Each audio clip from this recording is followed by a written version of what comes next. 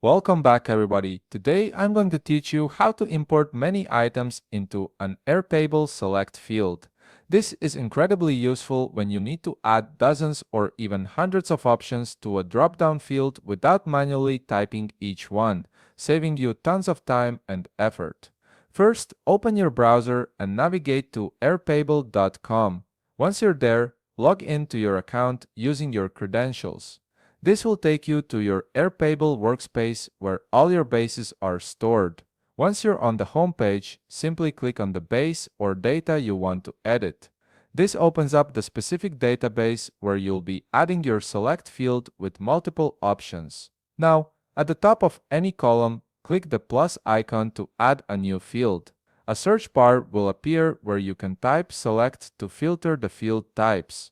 You'll see two options here: multiple select and single select. The difference is that single select allows users to choose only one option from the drop-down, while multiple select lets them pick several options at once. For this example, we'll use multiple select, which is perfect when you need flexibility. Let's name this field something meaningful like states, if you're adding a list of US states or whatever category fits your data. Here's where the time-saving trick comes in.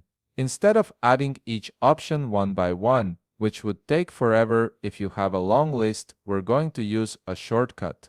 Go ahead and click Create Field to finalize the new column.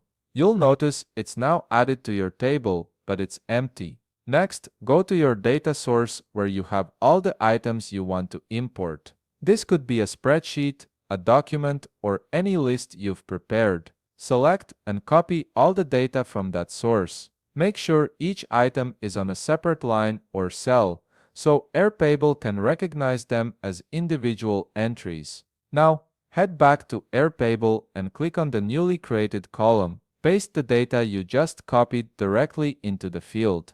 Airtable will automatically populate the rows with all those items you pasted. You'll see them appear in the records, which might look a bit messy at first, but that's expected. Here's the next crucial step. Close all the records in the states column to remove all the entries you just pasted. Don't worry, this won't delete the data permanently. What you're doing is clearing the records themselves while keeping the options saved in the background. Finally, click the plus icon within that column to add a new entry. When the drop-down menu appears, you'll see all the states or items you copied are now listed as selectable options.